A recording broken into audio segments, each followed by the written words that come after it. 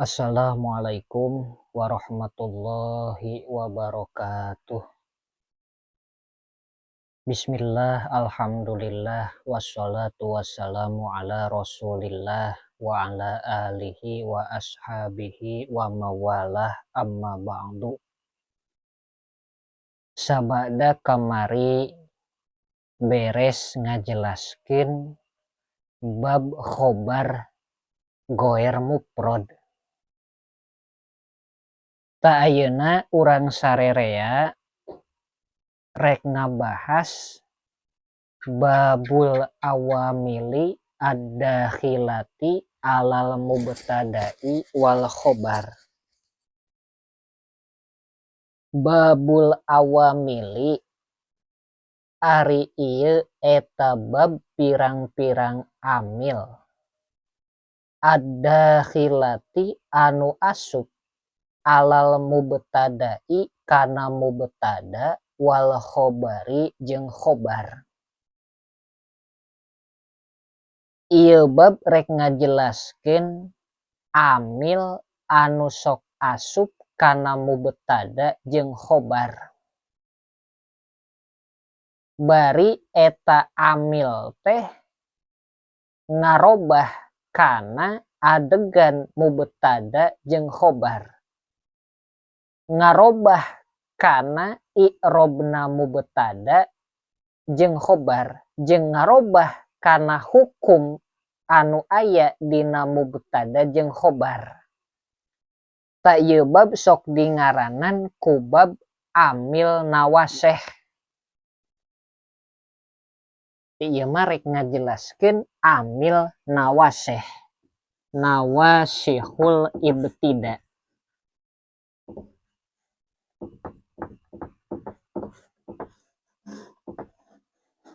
Nawasihul ibtida ngajelaskeun amil nawaseh.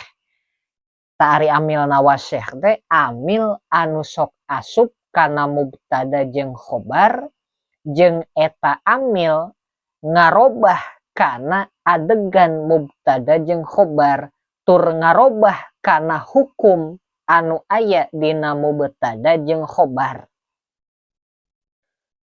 Wahia jeung ari ieu awamil eta kana lapad kana wa akhwatuha jeung akhwatna kana. Wa inna jeung inna wa akhwatuha jeung akhwatna inna. Wa zonna jeung zonna wa akhwatuha jeung akhwatna zonna. Nawasihul ibtida aya 3. Hiji kana wa akhwatuha. Hiji lapad kana jeung reng-renganana. Nu kadua aya inna wa akhwatuha.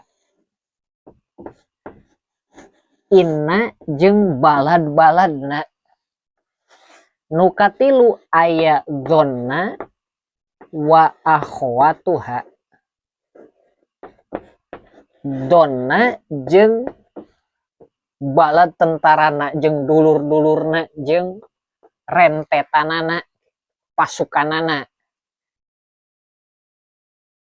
Jadi nawasihul ibtida aya 3 kana wa akhwatuha, inna wa akhwatuha, donna wa akhwatuha. Tah ieu inna jeung kana disebut nawasih sugro.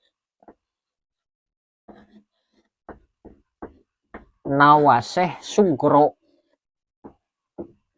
Ieu donna nawasih kubro.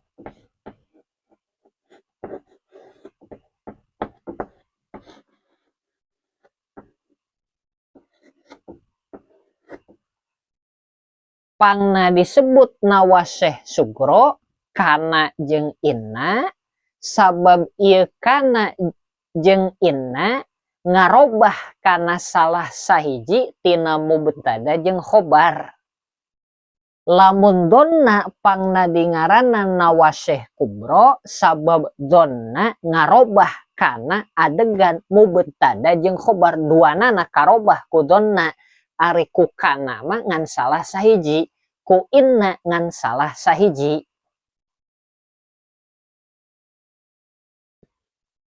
Fa amma kana mangka anapun ari kana wa akhwatuha jeung akhwatna kana eta fa innaha mangka sanyana kana wa akhwatuha tarfa'u eta ngaropakeun ieu kana jeung wa akhwatuha al isma kana isim wa tansibu jeung nganasabkeun ieu kana wa akhwatuha al khobaro kana khobar. Tanu ek dibahas ti dieu amil nawasih nomor kahiji nyaeta kana wa akhwatuha nu disebut nawasih sugro ngarobah kana salah sahiji adegan mubtada jeung khobar. Jadi sugro teh dina lapadna anapun dina makna namah eta teh kubro. Oke dina kitab-kitab model Jawahirul Maknun, Jauharul Maknun. Jadi lamun mubtada jeung khobar maedahkeun subut wad dawam sabab jumlah ismiyah. Tadi robah lamun hayang maedahkeun tajaddud jeung tikror didatangan ku kana. Ta ieu kana jeung akhwatna disebut amil nawasih ngarobah kana adegan mubtada khobar. Keun eta mangke heula. Lamun istiqomah dina tholabul ilmina bakal kapanggih tepi ka dinya. Ieu mah dasarna pola tina nawasih ibtida teh aya 3. Nawasih ibtida aya kana jeung akhwatna, inna jeung akhwatna, donna jeung akhwatna sakitu we heula. Ari amalna kana tarfa'ul isma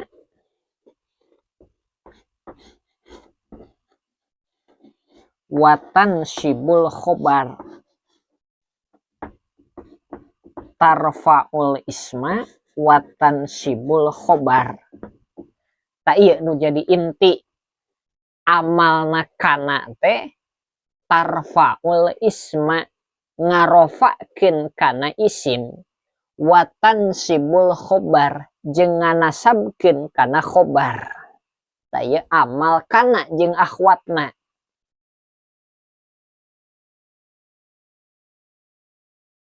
Saperti contoh mubtada jeung khobar. Jaidun ari jaid. Ko imun eta anu nangtung. Ta ieu jaidun ko imun teh mubtada jeung khobar. Ku jumlah ismiyah ari jaid eta nangtung. Di mana jumlah ismiyah ieu teh maedahkeun subut wad dawam. Tetep nanangtung ka si jaid. Talamun maedahkeun kana tajaddud jeung tikror ieu ngadatangkeun nawasihul ibtida. Contoh ngadatangkeun kana. Ari amal kana teh ngaropakeun isim nganasabkeun khobar. Asalna jaidun qaimun. Jaidun ropa, qaimun ropa. Ieu mubtada jeung khobar. Didatangan ku kana. Kana bukti. Artina kana teh bukti. Kana bukti. Saha jaidun jaid. Tah ieu disebut isim kana.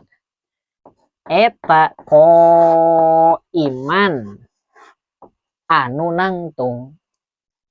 Kana bukti saha Zaidun Zaid eta qaiman anu nangtung robah. Adegan mubtada jeung khobar asalna Zaidun qaimun, barang didatangan ku kana jadi kana Zaidun qaiman. Sabab amal kana teh ngaropakeun kana isim, ta ieu Zaidun isim kana. Jadi fa'il ieu teh sabab kana kalimah fi'il. Jadi sakur fa'il tina lapad kana ieu teh disebut isim kana. Nganasabkeun kana khobar eta qaiman anu nangtung. Tah robah asalna mah qaimun samemeh didatangan ku kana Zaidun qaimun, bareng didatangan ku kana jadi kana Zaidun qaiman. Tah ieu disebut nawasih ibtida. Kana bukti saha Zaidun Zaid eta qaiman anu nangtung. Jadi amalna kana teh ngaropakeun isim, nganasabkeun khobar. Zaidun ropa alamat ropana dhammah. Pangna di alamatan ropa ku dhammah sabab isim mufrad. Ta ieu Zaidun disebut isim kana. Qaiman ieu disebut khobar kana. Qaiman ieu nasab, alamat nasabna fathah sabab isim mufrad. Karti. Jadi intina nawasih ibtida teh aya 3, hiji kana jeung akhwatna, inna jeung akhwatna, donna jeung akhwatna. Ari kana jeung akhwatna amalna teh ngaropakeun isim jeung nganasabkeun khobar. Saperti contoh Zaidun ari Zaid eta qaimun nangtung, ieu asalna mubtada. Tuluy didatangan ku kana, kana bukti saha Zaidun Zaid, ta ieu Zaidun isim kana kudu ropa sabab kana teh ngaropakeun isim. Eta qaiman nangtung, ta ieu qaiman khobar kana. Robah tina qaimun khobar mubtada mah ropa, khobar kana mah nasab. Qaiman alamat nasabna patah sabab isim mufrad. Kapaham nepi ka dinya?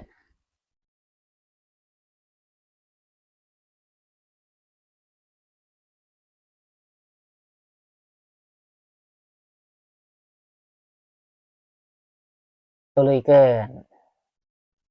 Wahia jeung ari kana wa akhwatuha eta kana lapad kana. Nah, ieu mah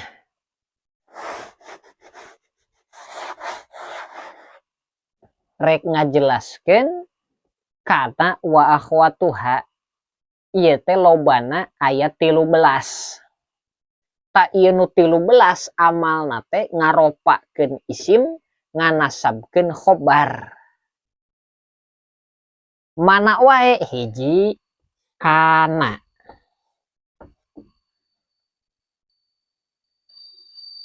Kadua amsa. Tinggal dina kitab. Katilu asbaha. Kaopat adha. Kalima zolla. Kagenep bata. Katujuh soro. 8 laesa.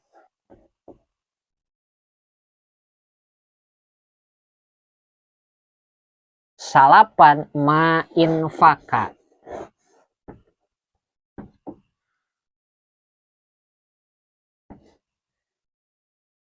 10 ma fati'a. 11 ma bariha. Tuluy ma dama. Berarti sabaraha? Hiji, 2, 3, 4, 5, 6, 7, 8, 9, 10, 11, 12. aya 12. Kana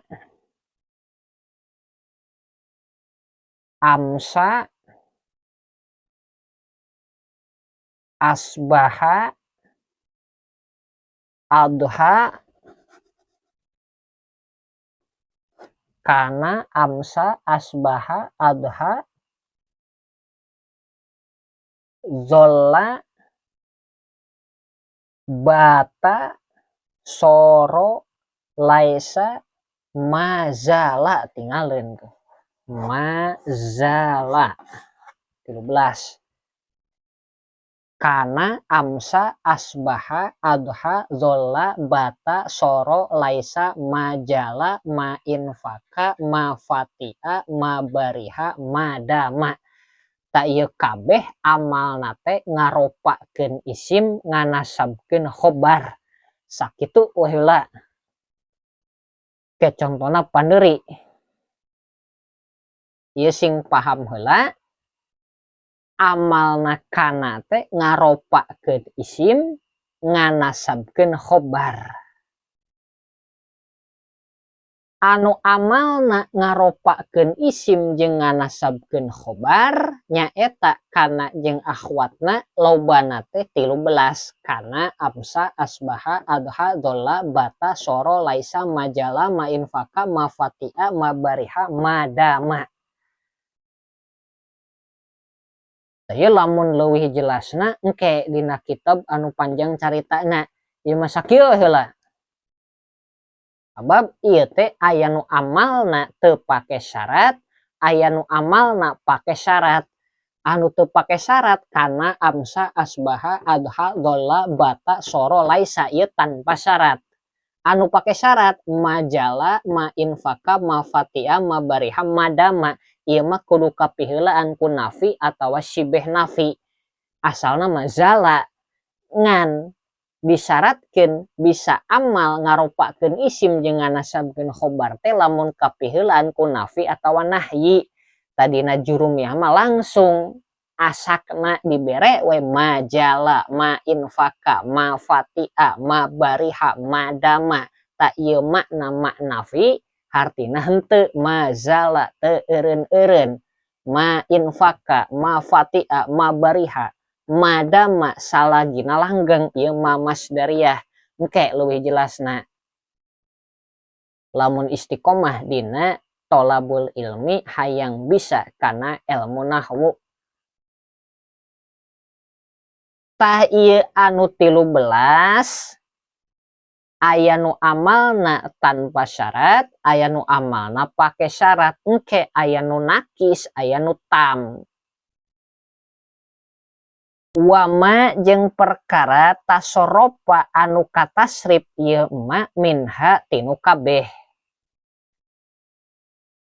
Tasakur anu katasrif tina ieu eta oge amalna teh sakumaha fiilna saperti kana yakunu kun. Fiil madi, fiil mudhore, isim fa'ilna. Ta ieu teh mudhore, amar, isim fa'il amalna sarua jeung fiil madina. Ngan keur nganyahokeun keur dasar anu teu katasrif teh ngan dua laisa jeung madama sakitu heula. Jadi amil nawaseh babekana jeung akhwatna amalna teh ngaropakeun isim jeung nganasabkeun khobar. Lobana 13. Ieu nu 13 aya nu katasrif, aya nu henteu. Anu katasrif nyaeta salianti laisa jeung dama. Anu teu katasrif nyaeta laisa jeung dama sakitu we. Contoh dina kana yakunu, kana fiil madina tuluy fiil mudhorena yakunu. Ta ieu yakunu amalna teh sakumaha fiil madina. yakunu bakal bukti saha Zaidun Zaid eta qaidan anu diuk. Ta ieu Zaidun disebutna isim yakunu, isim kana. Ieu qaidan disebutna khobar kana.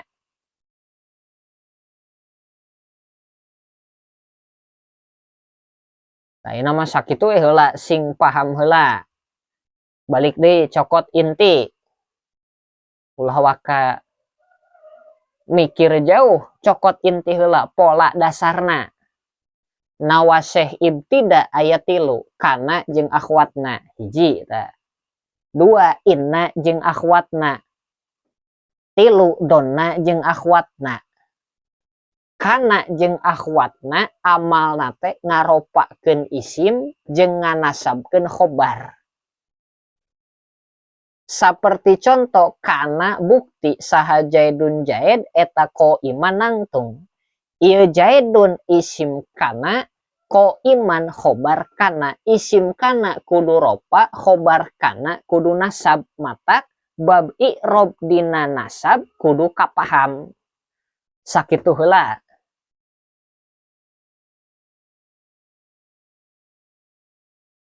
Sakur fiil tina kana jeung akhwatna anu katasrif, fiil mudhore'na, isim fa'ilna, fiil amarna eta oge ngaropakeun isim jeung nganasabkeun khobar sakumaha fiil madina. Sehingga cek musonif wama jeung perkara asbaha nu nyarwaan eta perkara zalika kana anu geus dicaritakeun.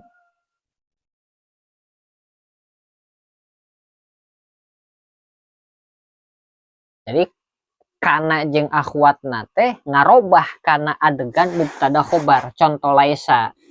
Laisa henteu aya. Saha Zaidun Zaid eta qaiman nangtung. Ieu Zaidun isim laisa, ieu qaiman khobar laisa sakitu. Namun ditarkib Zaidun tarkibna naon? Isim laisa. Qaiman tarkibna khobar laisa. Laisa nawasihul ibtida. Amalna tarfaul isma wa tansibul khobar. Ngaropakeun isim nganasabkeun khobar. Hartina laisa teh henteu aya. Lamun kana aya. Mudah-mudahan singkat paham nepi ka dieu heula. Wallahu a'lam bishawab.